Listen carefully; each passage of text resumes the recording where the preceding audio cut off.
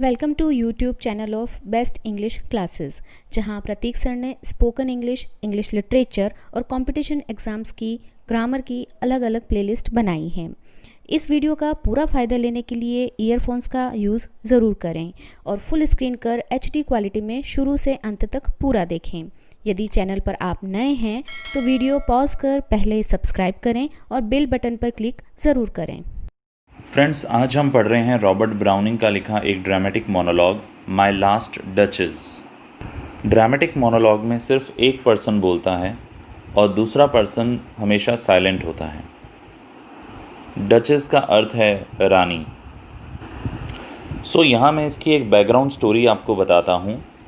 Duke of फरारा यानी जो फरारा के राजा हैं, उनके पास में पड़ोस के देश का एक दूत आता है, एक मैसेंजर आता है ये मैसेज लेकर कि पड़ोस के राजा अपनी बेटी की शादी आपके साथ करना चाहते हैं।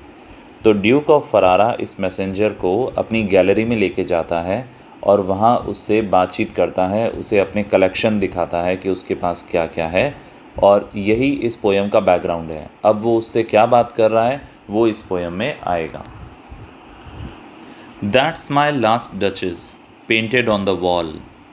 ये मेरी अंतिम रानी है जिसकी दीवार पर पेंटिंग बनी हुई है, उसकी पोर्ट्रेट, उसकी तस्वीर बनी हुई है। Looking as if she were alive, दिख रही है जैसे वो जिंदा हो। That piece a wonder, ये कमाल है।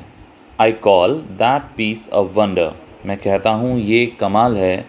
Now Fra Pandolf's hands worked busily a day, और फ्रा पेंडोल्फ ने इस तस्वीर को बनाया है, उसके हाथों ने इसे बनाया है और एक पूरे दिन वो व्यस्त रहे इसे बनाने में। एंड देयर शी स्टैंड्स, और देखिए वो हमारे सामने खड़ी है। Will it please you sit and look at her, क्या तुम बैठोगे और इसे देखोगे? I said Fra Pandolf by design, मैंने फ्रा पेंडोल्फ को ये डिज़ाइन बनाने के लिए कहा।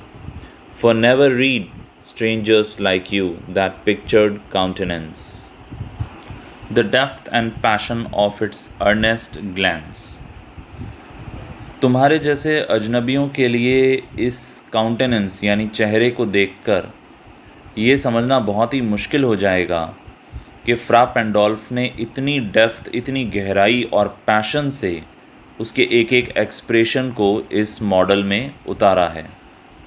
But to myself they turned, since none puts by the curtain I have drawn for you but I, and seemed as they would ask me if they durst। तुम्हारे जैसे अजनबियों के मन में ये सवाल आता होगा कि इतनी सुंदर पेंटिंग उन्होंने कैसे बनाई, इतने बारीक एक्सप्रेशन कैसे करे। मेरे अलावा ये पर्दा कोई और हटा भी नहीं सकता इस तस्वीर से। तुम्हारी इच्छा तो होगी पूछने की, अगर तुम में हिम्मत हो तो। How such a glance came there, so not the first are you to turn and ask thus. Sir, was not her husband's presence only called that spot of joy into the duchess cheek. Cheek यानी गाल, कि duchess के cheeks पर जो खुशी का spot है वो सिर्फ उसके हस्बैंड की प्रेजेंस की वजह से नहीं है। निहारते हुए तुम वो पहले नहीं हो जिसने मुझसे ये सवाल पूछने की इच्छा रखी है। परहैप्स फ्रा पेंडोल्फ चांस्ड टू से, शायद फ्रा पेंडोल्फ को मौका मिला हो ये कहने का, हर mental lapse over my ladies wrist too much, कि उसका जो शॉल है वो उसकी कलाई पर कुछ ज़्यादा ही आ रहा है। शायद इस वजह से उसके चेहरे पे लालिमा आ गई है, वो शर्मा गई है। और paint must never hope to reproduce the faint half flush that dies along her throat, such stuff. और paint must never hope to reproduce the faint half flush that dies along her throat.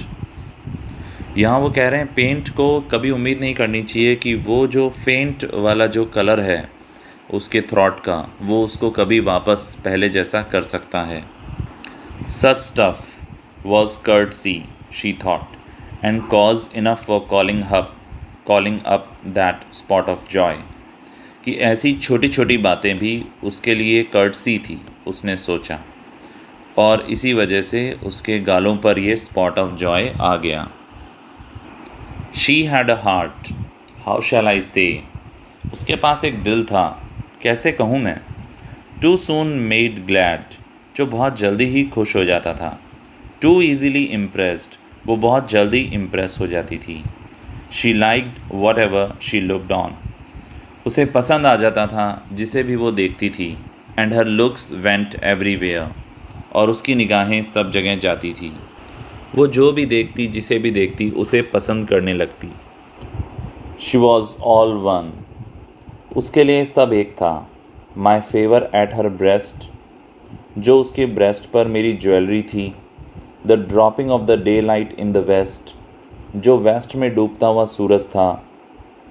The bough of cherries some officious fool broke in the orchard for her, कोई cherries यदि कोई काम वाला उसको ला के दे देता तो वो भी उसके लिए बराबर था। द वाइट म्यूल, जिस सफ़ेद म्यूल की she road with round the terrace, से वो चक्कर लगाती थी टेरेस के ऊपर, वो भी उसके लिए बराबर था। मतलब सारे फेवर उसके लिए बराबर थे।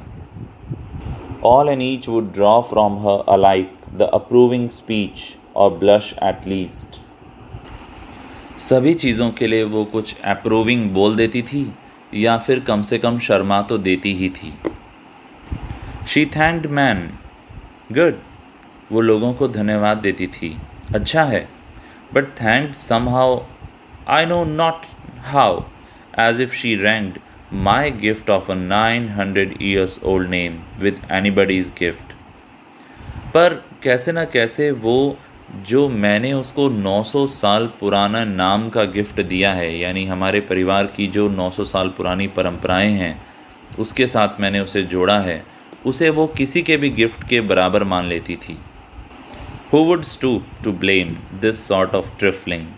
अब कौन उसे दोष दे इन छोटी छोटी बातों पर। Even had you skill in speech which I have not, to make your will, अगर तुम्हारे अंदर भी बोलने का स्किल होता जो मेरे अंदर नहीं है तो तुम घुमा फिराकर उसे ये बात कह ही देते अगर तुम मेरी जगह होते। Quite clear to such an one and say just this or that in you disgusts me, here you miss or there exceed the mark। अगर मैं उसे साफ साफ कह देता कि ये और वो जो तुम्हारी बात है वो मुझे डिसगस्ट करती है, मुझे पसंद नहीं है, और तुम यहाँ पर अपना मार्क मिस कर रही हो, मतलब अपनी सीमा पार कर रही हो। And if she let herself be lessoned so, nor plainly set her wits to yours forsooth and made excuse, तो हो सकता है वो ये लेसन सीख लेती और मेरे लिए खुद को बदल लेती। Even then would be some stooping and I choose never to stoop, पर उसे उसकी गलती बताना भी एक तरह से झुकना हुआ और मैंने चुना कि मैं कभी नहीं झुकूंगा।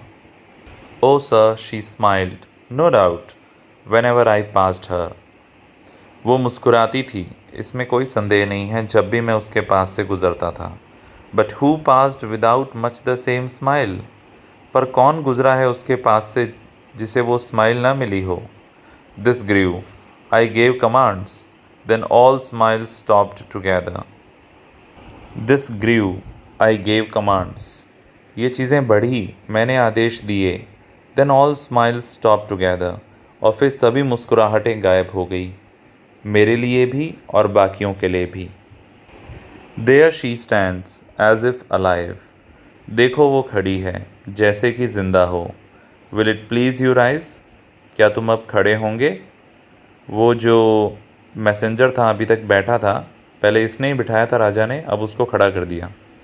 We will meet the company below then, बाकी लोगों से अब हम नीचे मिलेंगे, ये ऊपर गैलरी में आए हुए थे।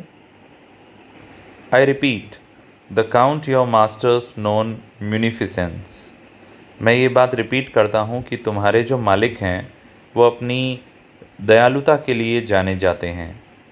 Is ample warrant that know just pretence of mind for dowry will be disallowed, और मुझे यकीन है कि जो मैंने दहेज के लिए मांग रखी है वो उसे मना नहीं करेंगे।